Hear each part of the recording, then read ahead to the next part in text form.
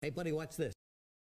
Hello, Regis Gilbin is the name and Hearthstone is the game, and this is a deck guide for my first Witchwood budget deck. This is a budget Zoo Warlock coming in at 1,000 arcane dust or less.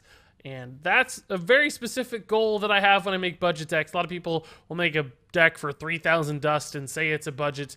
I disagree. This deck is really, truly designed for new players, growing players, people who can't afford to spend a dime on Hearthstone, have very limited resources, but still want to play a semi-competitive deck for Warlock specifically. So no, this is not a deck designed to take you to Legend. It's not going to be that strong. It falls short compared to a true Zoo Warlock, which is a tier 2 deck right now.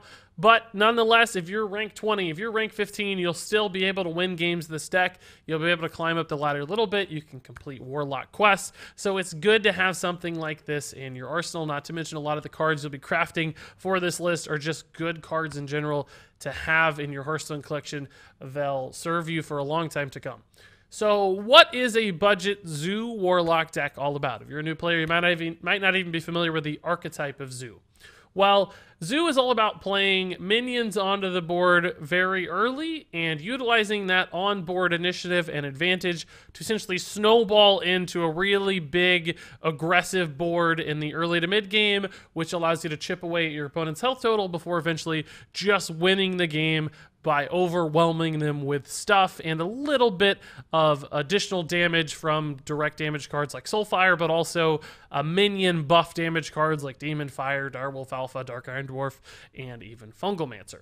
So essentially, every card in this deck is designed to do one of two things: help you build on a board with some aggressively statted minions, or follow up via using those minions for additional damage or taking value trades into your opponent.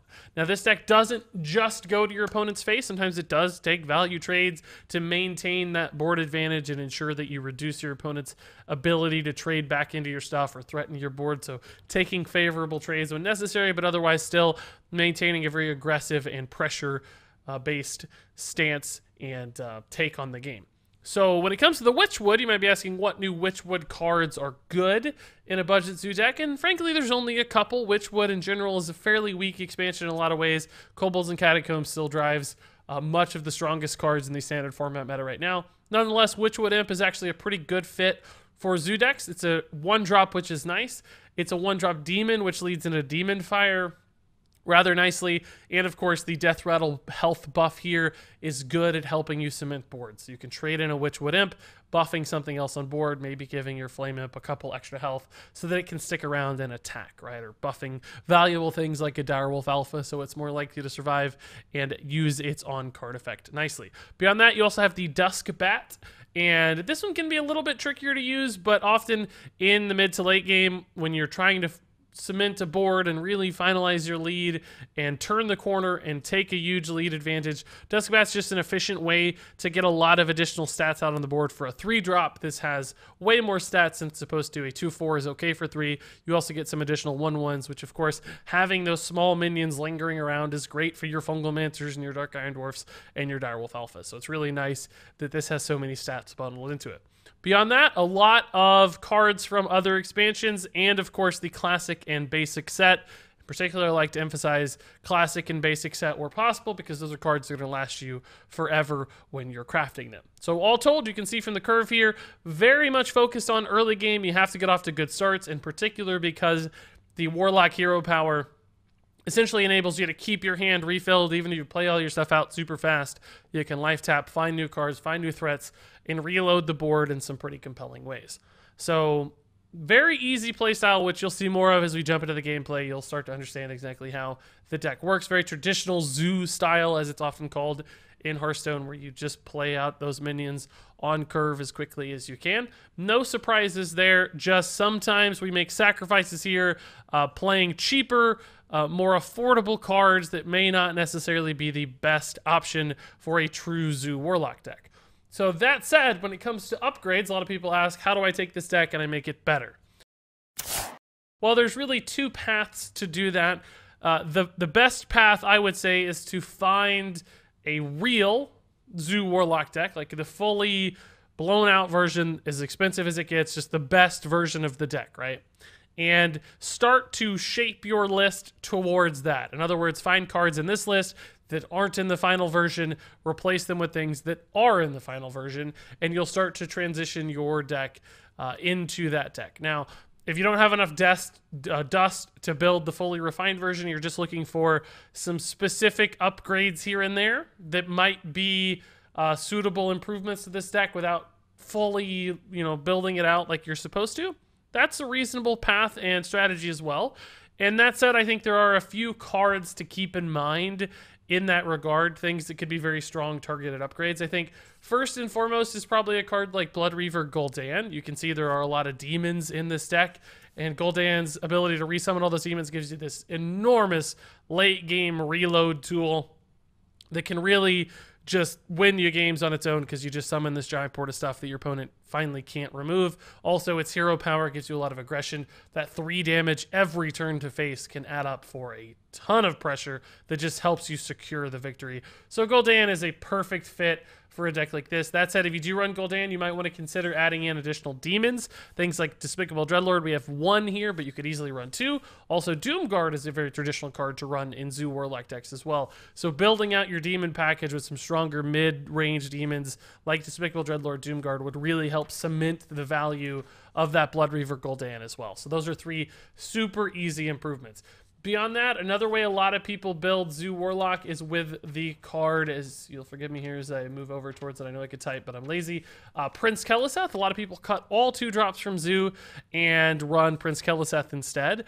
That's certainly a possibility. It might be hard to use this as a transitional piece, but something to keep in mind if you do have Keleseth, or you really want to play Keleseth style, you can take out some of these 2 drops, add in some additional 1s and 3s to help you balance out that curve, and Keleseth can go a really long way because you're able to life tap into the Keleseth buff so much more consistently, and after the Keleseth buff, you're also just able to life tap into those stats more consistently every turn as well. Beyond that, there are also just good minions you could add in, things like Vicious Fledgling, for instance, if I can move over towards that. Where is my buddy Vicious Fledgling? We gotta go all the way to the V's. Vicious Fledgling, there you are. Really great, aggressive 3-drop. Can win games on its own sometimes. Also, the great thing about cards like this, if your opponent is forced to make a really high friction removal play, they get rid of the Fledgling. Maybe they can't address the 4-drop or the 5-drop. So they start to just run out of stuff and run out of answers, and you overwhelm them. Vicious Fledgling can help you accomplish that. So just some really easy targeted replacements there can go a long way towards increasing the general strength of this deck. That said, still a solid list, still very internally consistent and able to win games. And as you'll soon see here in this gameplay as we jump into it, playing this deck even at Legend ranks. Playing it at Legend, where the very best Hearthstone players and the very best decks collide, still able to eke out wins with this deck. Now, you'll note in this gameplay, I don't necessarily have the best win rate. That's okay. We're playing way above what the deck is supposed to do. Still has close games, still finds wins. So if you extrapolate that and you pull back to rank 15, rank 10 perhaps even, you'll see how it's much easier to actually find wins against lower quality players and lower quality decks on average. That's not to say you're low quality because you're playing at rank 10, just different contexts, different environments. The deck will have a higher likelihood to succeed at those lower ranks. That said, what we should do now is, of course, just jump into that gameplay so you can see the budget Zoo Warlock for the Witchwood expansion in action. You can see just how well it performs, get some tips on playing it, and get some encouragement that, hey, it's a deck that is actually viable and might just work for you. So let's go ahead and jump into this gameplay as it was recorded live on my Twitch stream. Your hair is even more fabulous than normally. Well, thank you, man. It's big. I get a haircut on Tuesday. It's getting pretty long and big. The longer it is, of course, the more height it can maintain. So as it gets big, or long, it gets big. Boys, make some room by the hearth, won't ya? Not a coincidence there. Rusty Nails, man, thank you for the 4-month resub. Wow, man, welcome back. Crazy resub train to start the stream. It's probably because I haven't been online much lately. A lot of resubs have been backed up. Appreciate it, guys. Welcome back, everybody. Thank you much. That's such a big deal to not hit that on turn 1. That sucks. Let me see if I can get a deck tracker running here. Bet we can do that. Bet we can try that. Hey, Rango. Thanks, guys. Why is Shatterson Cleric in your deck? You'll see when you see the deck list. The short answer is this is a budget Zoo Warlock. 1,000 dust or less.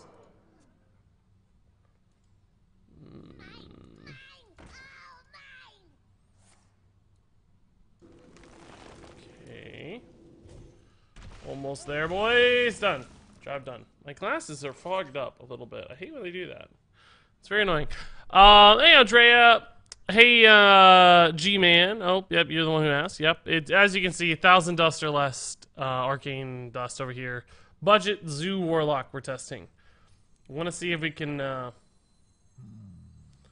build ourselves a good competitive budget zoo deck so that people who don't have a lot of dust, don't have a lot of stuff to work with, can hopefully compete still at a relatively high level. Not, you know, legend ranks necessarily, but can at least climb a little bit and have something to work with.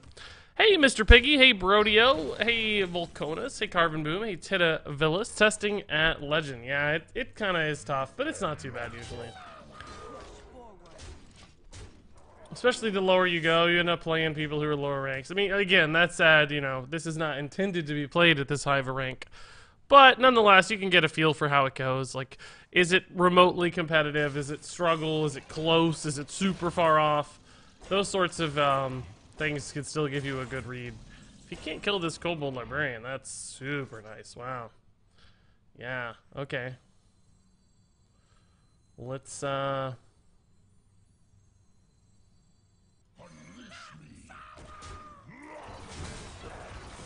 let's just full clear here, I guess. I don't care about anything in my hand, so.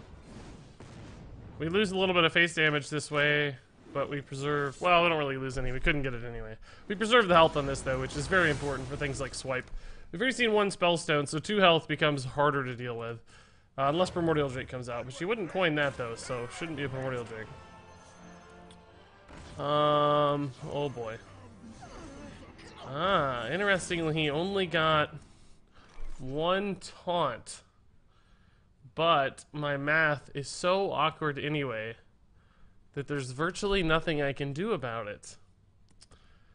Man, if I could just get like a... No, even Soulfire wouldn't really give me a lethal or anything.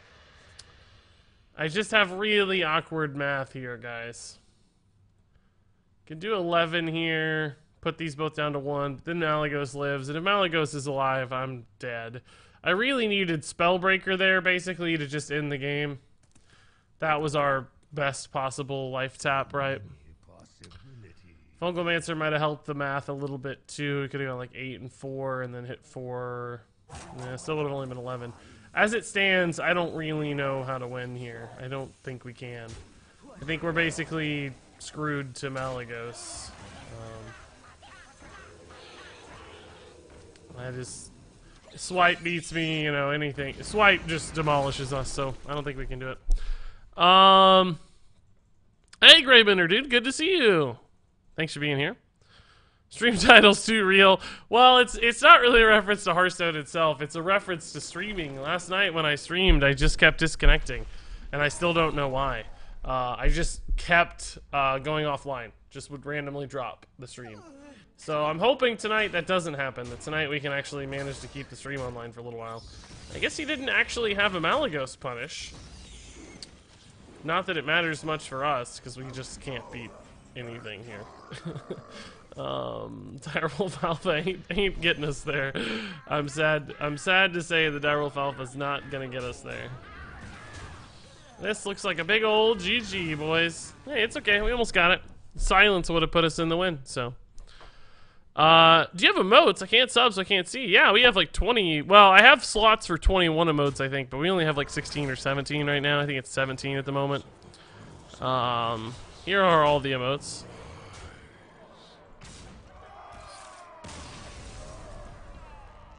Boom. Emote chain right there in chat from Regis Kilbin himself. Yeah, that's a tough loss.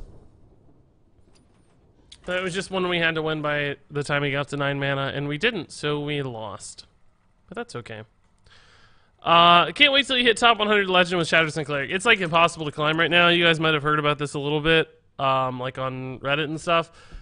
In Legend right now, you constantly play people Hey, Lon Morrison, thanks, man. Good evening, right back at you. You constantly play people who are like rank 3, for instance, when you're legend, which means that essentially when you beat a rank 3, you barely get any points. You might gain like 15 spots, right? You just don't go up any. But when you lose to a rank 3, you lose like 150. So even if you maintain like a 70% win rate, because of the way the elo structure is right now, you can't climb. It takes like 10 wins to beat 1 loss, which is just impossible in Hearthstone. Like, there's not that much of a skill advantage. The skill gap between a legend player and a rank 3 player just isn't that high. So nobody can climb, and people are shredding ranks right now like crazy.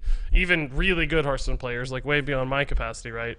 Like literal pros, they'll go like 25 and 20 or something, or 25 and 17, which would be, an 8-game advantage, which would be a pretty reasonably great win rate in Legend, but they'll lose 1,000 spots. or at the very best case, stay exactly where they were. So you can have like a 70% win rate and not go anywhere, which is just impossible. Aha! So I'm never gonna climb at that rate, and a bunch of people are trying to get Blizzard to address it or fix it already. There's been a hoopla all over Twitter and the Reddit, Hearthstone Reddit, and all that stuff. So we'll see if anything actually happens. But can you lose Legend? No. Once you're Legend, you just lose a rank. Like this number just gets bigger and bigger. You never actually fall out till the reset at the end of the month. Do you watch the World Cup? Not really. I mean, I'm kind of a passive observer, like a lot of people are, I think. Just occasionally watch. Don't really pay much attention. Don't put too much emphasis. When the U.S. was in it, I guess last time I watched a little more, but still didn't really focus on it. Soccer's not my sport. I'm more of a basketball guy.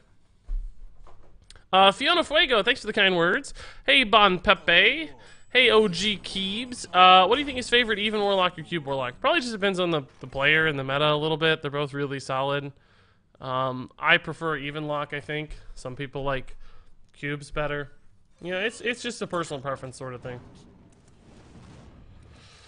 Alright, so he's going to have 2 Warpaths. After I trade everything in, everything's going to die to Warpath. I don't think I want to commit too hard to like a Warpath-esque board here. I think we're going to probably just buff our Voidwalker again, which admittedly makes it pretty bad to execute. Like, we might just lose that to execute, but that's okay. If that happens, there's still other stuff going on. He only has 3 mana remaining. Brawl is another consideration we have to keep in mind the rest of this game, which is going to be tough. But if we can keep a couple minions alive here into the Fungalmancer, we're going to be pretty solidly set up.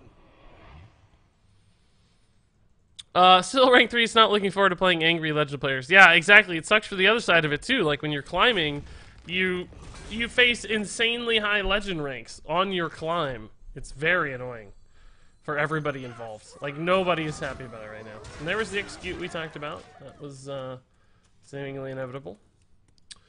But again, good board here. Second Fungalmancer, I don't know what's going to live here. Warpath is not very good because of like the Witchwood imp at the moment. Spellbreaker right on cue. Holy moly. What do we have? 10, 13? Let's life tap and Spellbreaker. I'm already sort of overcommitting here, right? We have a lot of stuff on board. So I don't want to play more. I want to reload as much as I can next time after the clear. Now this can attack freely now because of the silence. I have to assume it could have attacked anyway though. Looks like a brawl. I probably would have killed a minion there. Just to increase the chance that I won the brawl. And decrease the chance that like a 4-3 Spellbreaker wins, like a good or a 6 or a 6-6. Even. I think I would have gone, yeah, I'm pretty confident I would have gone there for the trade first. The 5 face damage just didn't matter any. He doesn't care about 5 face damage. Let's see, we can't play both of these together, so we can't do max damage there. We could maybe draw like a Soulfire though for lethal. Not quite. We'll do this instead. Still building a really, really nasty board. Could have arguably life tapped, but I wanted to get the minion out for the Fungalmancer, right? Here in Italy, it's like a national shame that we're not in the World Cup. Yeah, I know. It was crazy when you guys missed it. I remember everybody freaking out.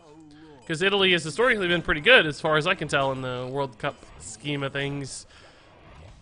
It's been one of those go-to countries, I always thought.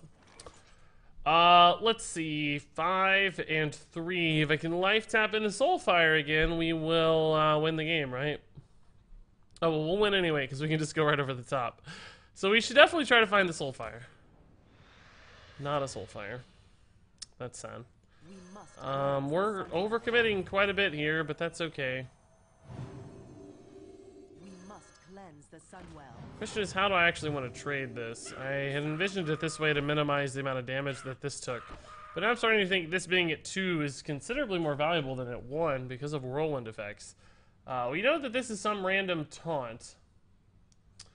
He has 3 other cards, one of which he's held since the mulligan. I have to assume this dude's waiting for a good Warpath turn.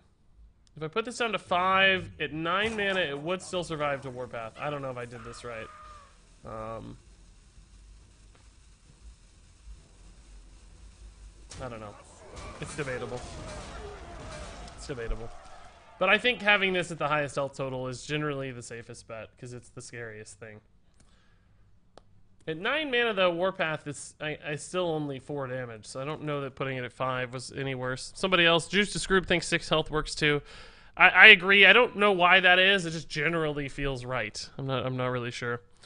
I faced a legend at rank 6, and I thought my game broke. No, it's just the state of ladder right now. It's absolutely crazy. You look less like a hamster. How are you feeling? Feeling pretty good, I think. Still a little bit of like lingering kind of awkwardness in my mouth if I open wide, and frankly, when I talk a little bit, it still hurts some. I have my wisdom teeth removed for those that don't understand the context of that question.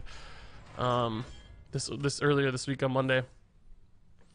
So, you know, it's not, I wouldn't say I'm out of the woods necessarily. Wow. So it turns out even 6 health wasn't enough. Jeez. Where was the Direwolf Alpha last turn? So I'm definitely gonna life tap into Soulfire here if I do it, but I'm not actually gonna do it. Let's see, this is 5. I think I'd rather just play these 3 together for 9 mana than try to get the Duskbat out. We can always activate the Duskbat at this point in the game. It's not like we need the Homunculus, right? We have life tap if we need it. We have enough mana spare in any given turn. Awkwardness in the mouth is never good. Well, it's not actually. It is awkward, right? It's weird. You don't realize how much you use your mouth for until it's gone, right? I mean, eating is still pretty annoying. Talking is annoying. All that little stuff is a pain. Hey, Real Metal Squid. Hey, Murdoch. Missed you guys. Sorry about that. Anybody else I missed there? I think I said Mr. Piggy. Hello, Mr. Piggy. Dreadlord face. I wish, man. Imagine how good it'd be if it hit face, too. Wow. Just that extra little chip away damage adds up a ton. Hey, Smart Alec. One of my favorite names on Twitch. I love my boy Smart Alec. Can we get over the hump here? So he plays 3 of those. We honestly don't get through them very easily right now. Soulfire does not represent lethal anymore, I don't think. Duskbat. So trade. You can trade there. It will not die, though. So no need to do that.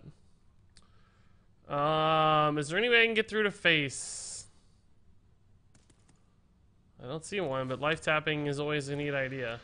Second Direwolf Alpha. So if I put that here, this goes to 4. Doesn't really help, right? If I put it here, I can put both of those to 3, which would clear the board with pings. Is that the best way to do that? If I put it here, this stays at 3, this goes to 3.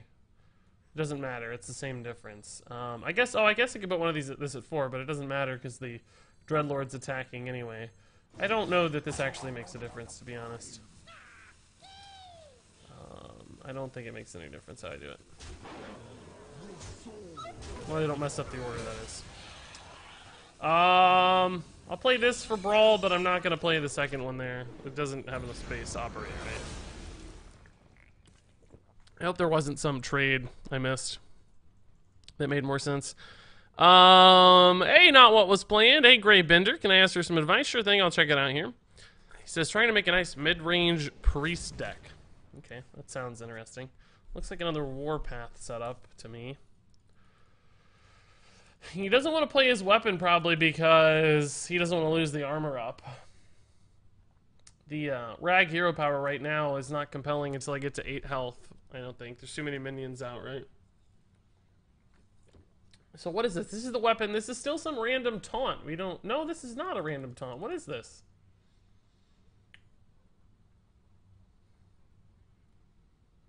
Oh, no, it is a random taunt. No, he played both of his Stonehill cards, right? Yeah, Phantom Militia was the Stonehill card. What is this card? What is this, guys?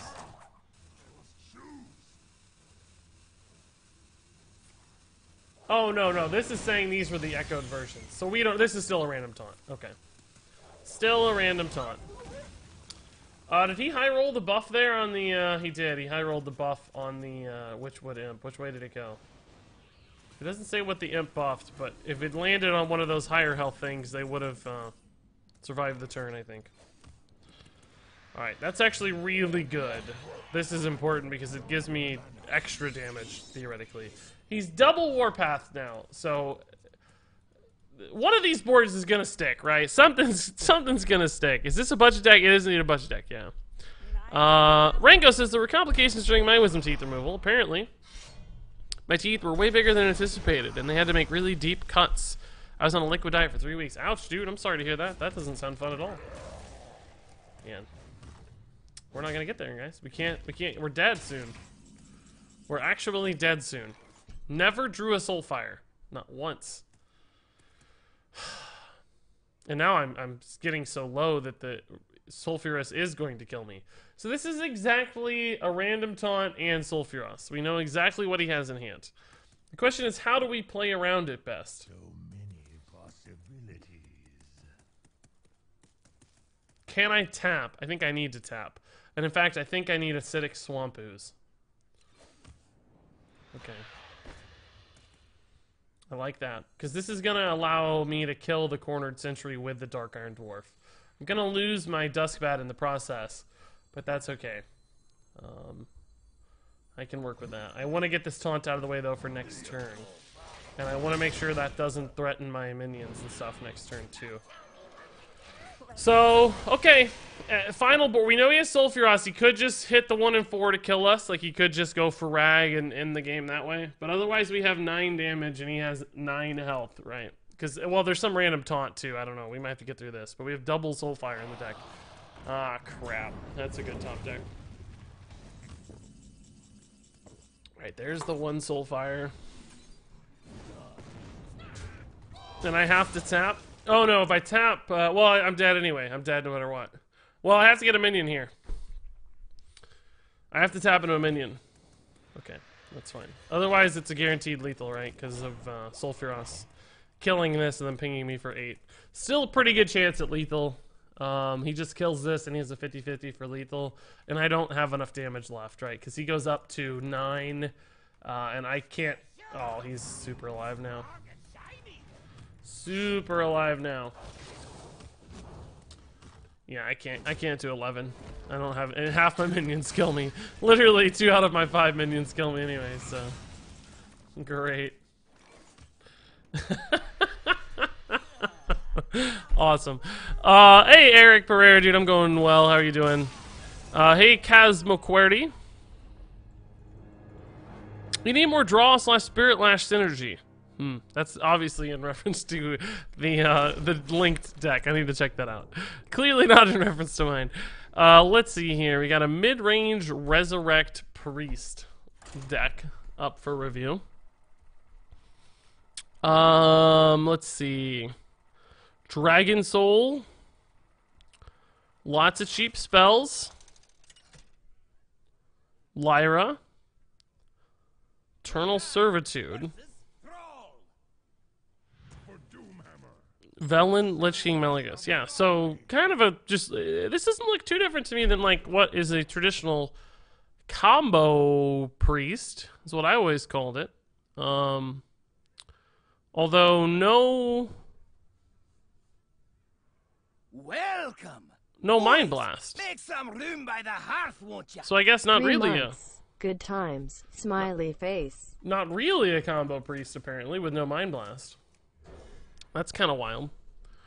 I mean, it looks cool. It's impossible to tell if this is good or not just from looking at it. There's no way to tell. I can see that it's doing things we've seen done successfully in other decks, but I can't really tell that it's good or bad. You'd have to play it a lot. It's just too much is going on for me to guess, right? A lot of different elements would have to work out together. Hey, Smoke Salmon. When did you start playing Hearthstone? Like, which expansion? Like, pre-expansions. May of 2014. It was Season 2, before Naxxramas came out. So I was around before even the first expansion hit the scene. Way back in the day. My first card back is Season 2. I missed Season 1. That's it. Are there any zoo-like decks that are viable? Yeah, there's some decent zoo. I mean, I guess it depends on what you mean by viable. Certainly playable on ladder.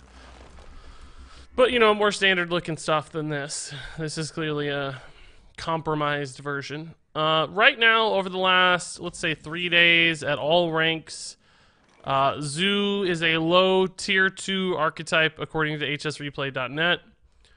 Runs... standard kind of zoo-y package with Gul'dan. It's got Sea Giants. Just almost the exact thing you'd expect. Kel'Theth is a staple too. Can't afford Kel'Theth on a budget deck, of course. That's why it's not here. But the kind of things you'd expect to see. I like the start so far against Shudderwalk. I mean, this is a Volcano bait board right now, but he doesn't have time for Volcano at the moment, so... we might be able to get out of Volcano range too. Let me think here. Well, first off, can we kill him? If I silence and trade and Soulfire, I have 7, 9, 13. We put him down to 3 if we do that. So not quite a lethal setup, but we're getting close. And I think we'll just Fungalmancer this turn. And I think I'll position this way to maximize the amount of damage that goes face. This puts us in a decent spot. We're still bad against Volcano. It does 13. But I can reload pretty successfully and maybe just almost outright kill him with Soulfires, right? We can also beat any given Doomsayer or anything like that, so... a lot of direct damage incoming. It's gonna be hard for him to stay alive. I mean, there's Sealing Rain, clearly, Life Drinker, clearly, but eventually I suspect he's gonna run out of ways to deal with everything and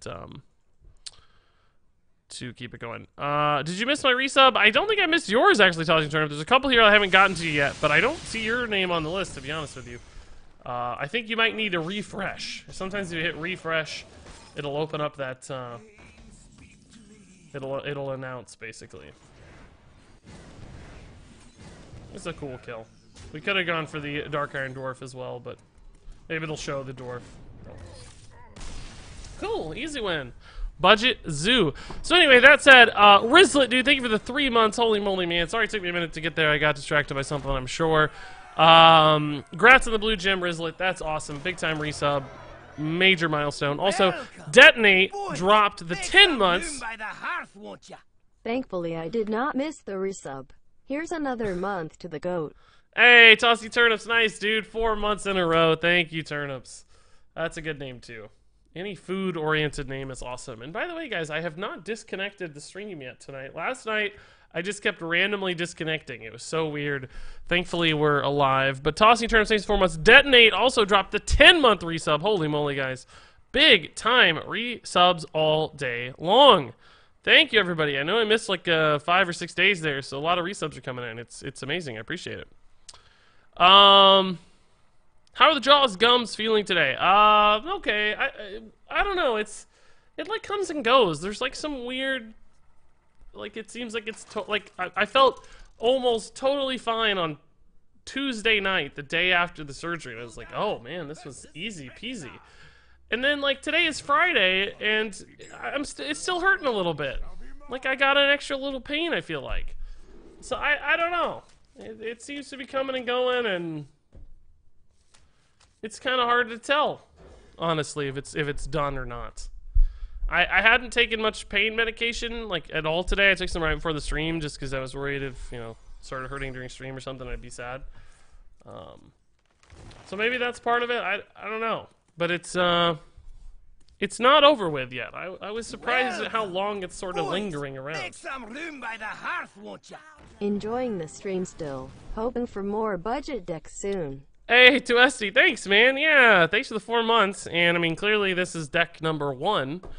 Not super successful so far today, but that's kind of to be expected, right? This is not designed to work beautifully at legend ranks. We are 1 out of 3 so far, so maintaining an okay win rate, one might say. Ah, cool. Okay. Well, that feels like a rat trap to me then, to be honest with you. That feels like rat trap. Played 2 cards there. I kind of left myself off curve a little bit, but clearly Voidwalker didn't feel like I was developing enough. I wanted to help protect this against things. Okay. I'm actually pretty okay with that getting candle shotted. And Hunter's Marked. That was 2 pretty valuable resources for him just gone. So let's try to hit a 2-mana card here. Nice. Perfect. Don't want to play into Rat Trap again. Spellstone's going to be an issue for us. We got to figure out how to resolve that. We can currently kill 1 wolf. I will play a Dark Iron Dwarf. That would allow me to kill multiple wolves. Ah, we got a new wrinkle here, boys. I think this means we need to test Explosive Trap. I mean, this looks like a pretty clear Explosive Trap to me. But just in case it's Wandering Monster, I'm going to attack with a higher attack thing first. Because it will usually trade a little better into the Wandering Monster target. Now, here's where we really have to worry about Spellstone. 4 wolves at this point is very, very scary. We could Fungalmancer to kill 2 of them. Ah, good. No wolves. That's nice. I don't really mind him making those plays at all. That's totally okay. I have to be careful here about the Rat Trap. I think I'm just going to play the Fungalmancer and just attack for 6. It's on curve. It's building a giant dude. It's awkward to deal with. Soulfire is starting to represent very close to lethal. With a 6 attack, that is. To my side. Does he have to face tank this? I think you do. You have to. He did not get a Misha. That's good. He's got to face tank this, which means it's GG. If he does. I guess you could run into the 2/2. What could he have for 0 mana? There's nothing for 0 mana. There's no other card to play. You gotta face tank. Oh my god, he made the right play. That's actually the right play. Actually, that's kind of shady, to be honest with you. It's weird how right that was. Almost like he knew what was going on, but I don't think he took long enough that he could possibly be a stream sniper. I don't think that's it. But weirdly correct. like insanely right. Let's try to find we only have 10 damage, right? We can't get to 11. There's no attack buff happening right now. I can, I guess, life tap into 1. That might be a little bit better than playing Librarian, because Librarian helps activate the rat dude, and I don't want to activate the rat dude. Now I can, because we're going to play the Tark Reaper. So we'll do this. That's our first card. Dark Iron Dwarf, a second late. Well, actually, it wouldn't have mattered anyway. We didn't have the mana. Just in case he runs Explosive Shot or something. I don't want Crushing Walls to defeat me. I don't think it matters. I don't think there's any relevant positioning that matters. This is a bit of a bad Crushing Walls board, I guess, but that's okay. Let's see. Tuesti, thanks again. Tossing Turnips, thanks again. Detonate, Rizlik, guys, appreciate it a ton. What has become your dust limit for budget decks? It's 1,000 right now. It honestly used to be like 600, because it was easier back in the day to build competitive decks with with less dust, but that's harder and harder all the time these days in this era of Hearthstone, so I bumped it up to 1,000. And sometimes that includes a free legendary. Like in past expansions where we've gotten a guaranteed legendary weapon or a guaranteed legendary quest, I would include the guaranteed legendary in there. It's basically with the argument that, like, look, not everybody gets every legendary, but this deck is for the people that got this legendary in their free legendary. And granted, that still happened this expansion, right? Everybody still got a free legendary this expansion. The difference being, though, that it wasn't, like, fundamentally a deck archetype sort of thing, like a weapon or a quest or a Death Knight, necessarily, so it's a little bit harder to build around. Plus, there was 2 for each class instead of the 1 guaranteed one, so that was also difficult. Like, you knew everybody's going to get a weapon or a quest or a Death Knight. You didn't know what legendary people are going to get. So by that time, you'd have to split like 18 decks out, and that's just too hard. So right now, we're actually 2-2 here with a budget Warlock list, and it's looking pretty good. Playing again at, 3,000 legend. Like, hey, it's not bad. Why is there no Doomguard in this deck? It's just too expensive. They're both rares, and that's 100 extra dust a piece. And I think that things like Despicable Dreadlord are better for the meta, basically. Better for what you need to answer right now. So, clearly you could sub out the 1 Despicable Dreadlord for Doomguard. They're the same cost if you wanted, but ultimately I think Dreadlord's a better choice. Also, just a somewhat more reliable thing to craft if you're building a collection, because it's good in aggressive decks and control decks both, which Doomguard can be too. Like, Q-Block is obviously a bit more control oriented, but is less likely, I think, to be good. Now that said, Doomguard is a basic card as opposed to a or a classic card, I should say, as opposed to an expansion card, so it will not rotate out, unlike Dreadlord. So that could be up to the individual crafter if they think it's worth it. But hey, Juanaliso. Hey, King DDD.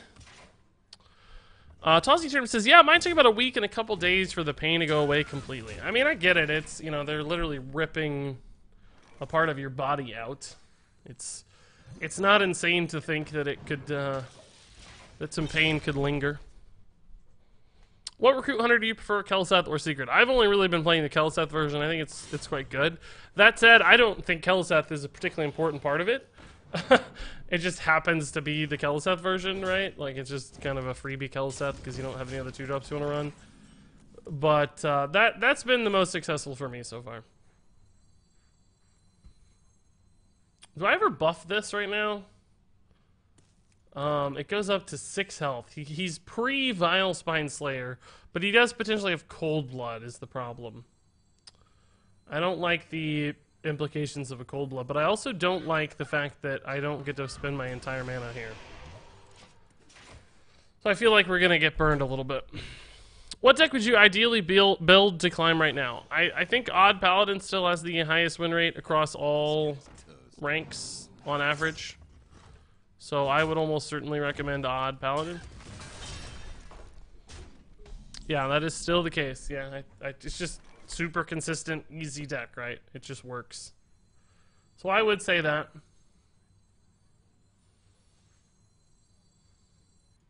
Alright, this Despicable Dreadlord doesn't really do anything right now. It's making me rather hesitant to play it. I could just, like, Demon Fire a Firefly and Soulfire a 3/3. But that is a pretty bad play. It leaves them with 2 minions. I don't really develop anything. I guess it could spell break this Argent Squire and then coin the Soulfire on the SI7. Make the Spellbreaker a bit awkward to deal with. Prevent any sort of cold blood trade-up shenanigans. Again, though, this has some big downsides depending on what I discard. I probably want to discard the Fungalmancer here. I think it has the least application. Demon Fire is okay, too. Fungalmancer's just, we're unlikely to have a minion sticking anytime soon, so I don't think it's going to be very relevant. Also, we're on the back foot, not the offensive side of things, so. Tedavilla says his Zoo deck was my first deck 2 years ago. Crazy, man. crazy. Red Steak says, if I have the resources, what do you recommend swapping out? Oh, on this deck? What's most ready to be upgraded? Well, I mean, I'm not going to do that, because really the best answer to that question is always go find a good zoo deck right now and start to build it closer towards the final version of the deck, right? With a deck like Zoo, where there is a version that is the version, you can just build that version and get some good results, right? So Gul'dan, for instance, is a great option right off the bat. Adding some extra late game depth to your deck. A lot of people run Doom Guards. Vicious Fledgling's really good. An aggressive 3-drop that sometimes just wins you games. There are a lot. Kel'Seth is again very common. If you run Kel'Seth, you probably need more 1-drops, so keep that. Well, maybe not. We have a lot of 1-drops anyway. But keep that balance in mind, because you don't have any 2s to flatten out your curve at the bottom. I think the game is over. He just needs to... I don't think we can win. Oh, did he miss an attack? No, he attacked. Okay. Yeah, we're done. At least we can maximize the speed of death here. Sheldor the Great says, hey, readers, just want to stop in and thank you for the Spiteful Mage deck you posted a little bit ago. It's by far my favorite deck to play right now. Went rank 17 to rank 9. Nice, dude. Big climb. That's awesome. It is a fun deck indeed. Yeah, it was awesome hitting Legend with it. Choco Toff says, this is the reason that I found your channel, the budget decks. Yeah, I think that's the case for a lot of people, honestly. It's been very successful for me throughout the years.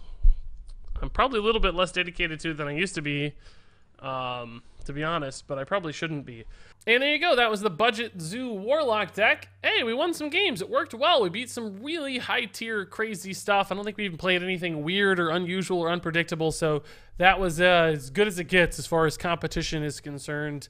And the deck still performed. It lived up to our expectations. I'm very, very happy with how well this deck plays right now in this meta. So if you're looking for something really cheap and fairly strong, this is probably one of the best budget decks I'll make this expansion.